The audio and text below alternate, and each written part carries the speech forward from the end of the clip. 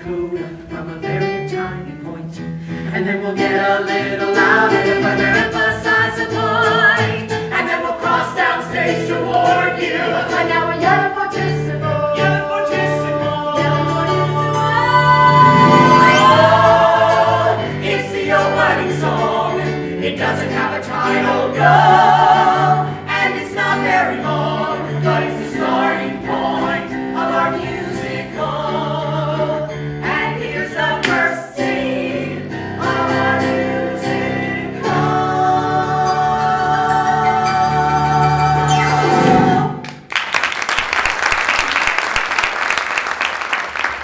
Basically how it is presented in the play, he sent me an email almost 2 years ago in April, and it was just about this festival that was coming up for musical theater and the inaugural year of the New Musical Theater Festival, and he asked if maybe we should submit something to this thing, and I said, okay, let's maybe try to whip something up in 3.5 weeks, and we did.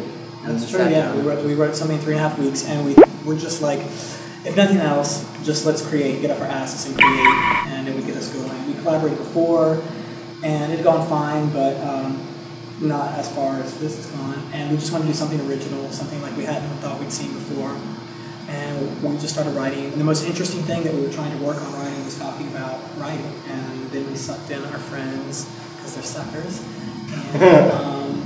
and we sent it off, and we sent it at 3 weeks, we put everything we had in an envelope, and we sent it off. So here's my thought. We write for 3 weeks, right up until the deadline, and whatever we have, we put it in the envelope and submit it. Okay, but what are we writing about? I don't know, we'll just start. Eventually we'll figure out what it's about. So we just write a bunch of horse shit to try to get into the festival? And don't worry about trying to get into the festival. The festival! What if this dialogue were set to music? What if what we're saying could be said in a song? Hey, that's not a bad idea, perhaps we could use it. Music in a musical, how can we go wrong? We could ask significant questions. We could get important points across, like, are we writing for art? And is art a springboard for fame? And will fame get folks to trust us? Or will they trust us if it's just us, me and you? To nobody's in New York. With collaborators, people always say, who does the lyrics, who does the music, blah, blah, blah, what comes first? But how did you two work? I mean, I do the book, and then Jeff does music and lyrics, and this was a very collaborative thing, though. I mean, it is based on our lives, and so it definitely has input from all of the company, and then we would kind of go in our corners and type it out, and because we knew each other and we would work in the room, it might be based on a conversation Larry and I had, or a workshop Susan and I took, a creative workshop, or a joke that Heidi told Jeff, and we'd take this kind of mumbo jumbo and put it in the blender and straighten it out. But then Jeff does music and lyrics. I'm an original musical. Those other shows can step to the rear. If you lend me your ear, I'm gonna ease all your fear and tell you all you need is what's right up here. You're seeing about, we say about 40-45% of the show, the core theme of the show, and it's what it's about, was written in those 3 weeks before it was and we'll tell the truth, though, because the deadline, they needed a full script for the NIMP Festival, first year of Kentertainment, and they needed 4 songs on a CD, and we sometimes would type lyrics in of songs that Jeff liked lyrically but didn't have a tune that existed, just to meet the deadline. And so sometimes it would be like filling out the form, do. Which eventually was set to music. And we would set music, but we didn't have so we're like, to meet the deadline, we would just kind of type some songs in there. Have it out. Tricky. And we figured if we got in, we'll worry about the music later. All right, Larry, let's fill out the rest of this form. Number 1, title of show. We got it. Title of show. Number 2, we got 3, 4, 6. Description of your show in 40 words or less.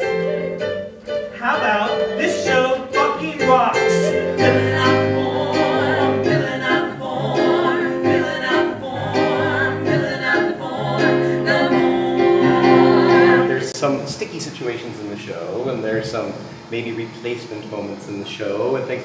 How much of all that maybe was real, or is this too painful to talk about? Way too painful. Shut the magic door. Well, it's also Shut it. Well, we have a great word.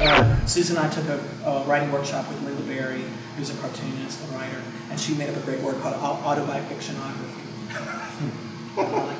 And that's kind of what the show is. This show is a lot of little tiny morsels of moments that we blew into entire songs, but definitely the thread of everything is there. Yeah. Intentions that hurt people's feelings happened, Right. Maybe not as blatantly, and not all on the same day or at the same photo shoot, but In the same 90 minutes. It did. It was awful. That was a rough 90 minutes. So if this is for sure happening, are you guys going to be able to use these photos, or will you need a new set when you bring in Emily Skinner? Awkward. Awkward photo shoot. But actually, it was Leslie Uggams who was going to play Hardy's part. Leslie Uggams. They call people Leslie Uggams. That's amazing. Don't Due respect, she would have been amazing. She would have been amazing. A different way to go, but I'm just saying. Not so different. It's not so different. June is busting out all over.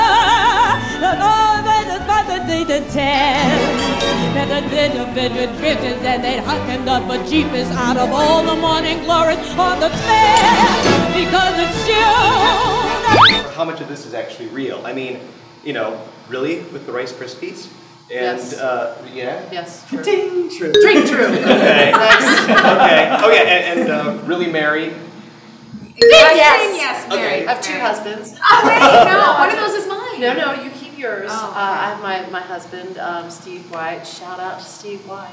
Rocks hard. He's in Blue Man Group. And I we agreed have to a say that sham you were marriage hot. with Hunter. So Our publicist people, said that we were married. Oh, this is that just was on my camera. Hollywood career. I'm actually straight. Okay.